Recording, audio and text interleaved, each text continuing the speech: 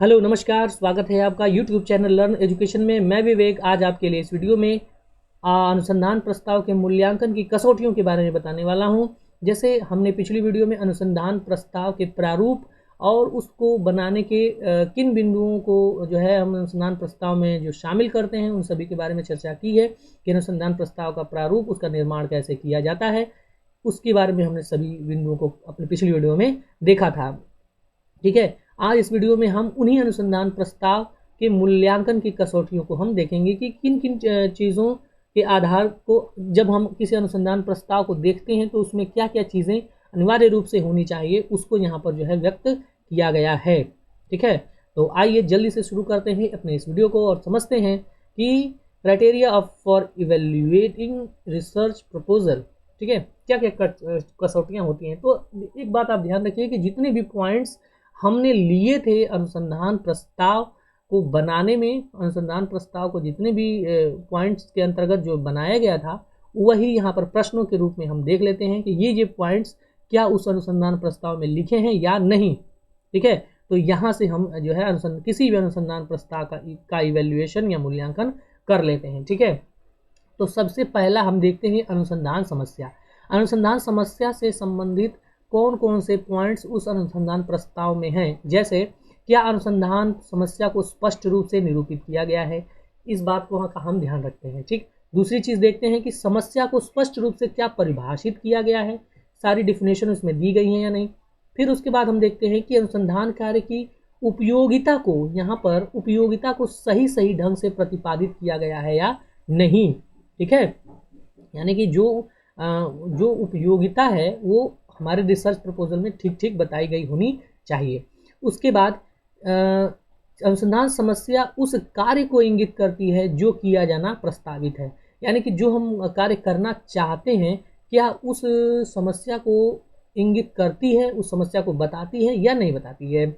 उसके बाद क्या अनुसंधान समस्या के संबंध में नवीनतम साहित्य सर्वेक्षण किया गया है, यानी हम जो साहित्य सर्वेक्षण करते हैं उसमें ये देखा जाता है कि ये क्या कहीं ये जो है नवीन साहित्य को देखा, कहीं ऐसा तो नहीं कि बहुत पुराने साहित्य के आधार पर ये समस्या ली गई हो। हमें नवीनतम साहित्य के आधार पर ही जो है समस्या का चुनाव करना चाहिए। जो लेटेस्ट चीज़ें हो रही हैं फिलहाल, अभी जल्दी ही में कोई रिसर्च हुआ है, उसको शामिल करना चाहिए।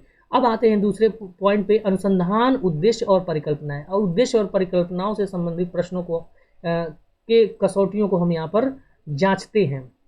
क्या अनुसंधान के उद्देश्यों को स्पष्टता के साथ प्रस्तुत किया गया है, यानी कि हमें अनुसंधान का उद्देश्य है क्या उसको ठीक ठीक बताया गया है।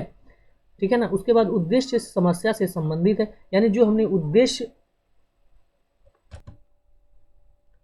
तो उसके बाद हम अनुसंधान की समस्या से संबंधित ये पता कर लेते हैं कि जो हमारा अनुसंधान है वो क्या समस्या से संबंधित है। ठीक, उसके बाद हम अनुसंधान के उद्देश्यों को प्राप्त कर पाना संभव है।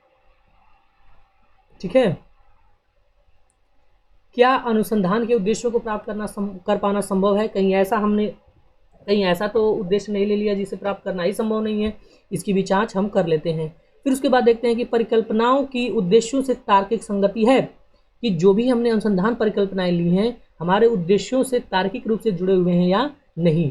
उसके बाद अनुसंधान परिकल्पनाओं के उद्देश्यों का परीक्षण करना संभव है या नहीं। तो जो भी हम परिकल्पनाएं लिए हैं क्या उनके उद्देश्यों को हम एनालाइज कर सकते हैं, अभी तक जितने भी हमारे पास टूल्स हैं उनके द्वारा इसका परीक्षण हम कर सकते हैं। क्या अनुसंधान के ज्ञान व उपलब्ध अनुभवों के तारतम्य में है, क्या अनुसंधान के उपलब्ध ज्ञान व अनुभवों के तारतम्य में है, यानी कि हमारे जो उपलब्ध ज्ञान है अभी तक और हमारे जो अनुभव हैं क्या उनमें सामंजस्य है, क्या वो एक तारतम्य रूप में है या नहीं, इसकी भी जांच हम कर लेते हैं। उसके बाद अनुसंधान अभिकल्प, जो हमारा अगला पॉइंट है, उसके अंतर्गत हम ये देखते हैं कि क्या प्रस्तावित अनुसंधान में सम्मिलित होने वाले चरों को स्पष्ट किया गया है, यानी कि हमारा रिसर्च डिज़ाइन के बारे में अगर हम चीज़ें को देखें तो जो उसमें चरों को निर्धारित किया गया है क्या वो स्पष्ट हैं अथवा नहीं। उसके बाद क्या जनसंख्या प्रतिदर्श और प्रतिचयन की प्रस्तावित विधि उचित है, यानी कि जो भी हम हमारी जनसंख्या है जिस पर हम रिसर्च करेंगे और उससे जो सैंपल हम कलेक्ट कर रहे हैं और सैंपल को कलेक्ट करने के जो तरीके हैं, जो विधियां हैं, क्या वो सही हैं ठीक है, और ये अनुसंधान की प्रकृति के ऊपर निर्भर करेगा। ठीक, तो इसकी भी जांच की जाती है।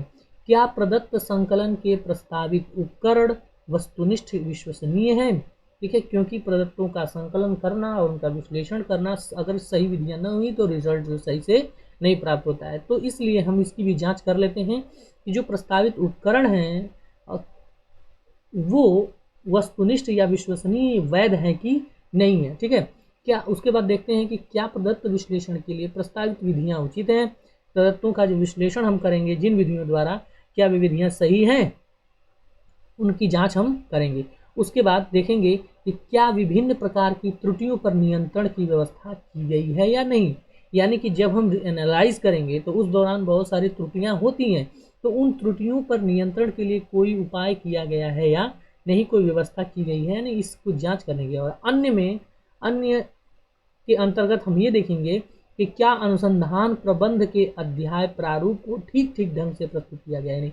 यानी कि जो भी हमारे अभी पिछले वीडियो में जो भी हमने अध्यायों को देखा था एक निश्चित क्रम में, उन क्रमों को में जो भी अध्याय दिए गए हैं उनको ठीक से जो है प्रस्तुत किया गया है, बताया गया है या नहीं। उसके बाद हम देखेंगे संदर्भित पुस्तकों अनुसंधान कार्यों को पूर्ण व सही प्रारूप में लिखा गया है कि नहीं। तो यहाँ पर प्रारूप को देखा जाता है कि ईपीए या एमएलए शैली में लिखा गया है। वो जिस संस्था में हम रिसर्च प्रपोजल देते हैं वो पहले से वो हमें निर्धारित करके बताता है कि किस शैली में हमें वो जो है रेफरेंस देना है, यानी बाइबिलियोग्राफी किस में देनी है, संदर्भ ग्रंथ सूची को किस में देना है। ठीक है, तो वो प्रारूप के अंतर्गत लिखा गया है कि नहीं, इसको भी देखा जाता है। साथ ही साथ प्रारूप की भाषा शैली उचित है या नहीं। जिस भी भाषा में हम उसको बना रहे हैं, इंग्लिश में या हिंदी में या किसी अन्य भाषा में, तो उसकी भाषा शैली भी उचित होनी चाहिए, शुद्ध भाषा होनी चाहिए। व्याकरणबद्ध और वर्तनी की त्रुटियां तो नहीं, तो भाषा जो है वो व्याकरणबद्ध होनी चाहिए और कोई त्रुटियां जो वर्तनी की कोई त्रुटि नहीं होनी चाहिए। साथ ही साथ प्रारूप का टंकण यानी कि छपाई और जिल्दसाजी ठीक से कराई गई है नहीं। तो ये जो है अन्य कसौटियां हैं जिन पर जो है जिन्हें हमें जांचना चाहिए। ठीक है, तो इस प्रकार से हमने अनुसंधान प्रारूप की कसौटियों के बारे में यहाँ पर चर्चा की है। आशा है आपको वीडियो अच्छी लगी होगी। एग्जाम्स में अक्सर ये पूछता रहता है आपके। ठीक है, तो अगर वीडियो अच्छी लगी तो हमारे चैनल को सब्सक्राइब करें, इस वीडियो को लाइक करें, शेयर करें, कमेंट करें और इस वीडियो को हमारे चैनल को ज़्यादा से ज़्यादा लोगों तक शेयर करें ताकि ये सुविधाएं, ये चीज़ें उनको भी प्राप्त हो सकें, है ना, जिससे उनको भी लाभ हो। ठीक है, तो मैं विवेक आपका फिर से स्वागत करता हूं और आपका बहुत बहुत धन्यवाद करता हूं इस वीडियो के में अंत तक बने रहने के लिए। ठीक है, और इसी प्रकार हमारे चैनल पे बने रहें ताकि आपको आपके एमएड्स और साथ ही साथ यूसी नेट से संबंधित सभी कंटेंट जो है उपलब्ध होते रहें। और कुछ अगर पूछना हो तो हमारे कमेंट सेक्शन में चीज़ों को पूछ सकते हैं। ठीक है, आपका बहुत बहुत धन्यवाद। नमस्कार, शुभ दिन।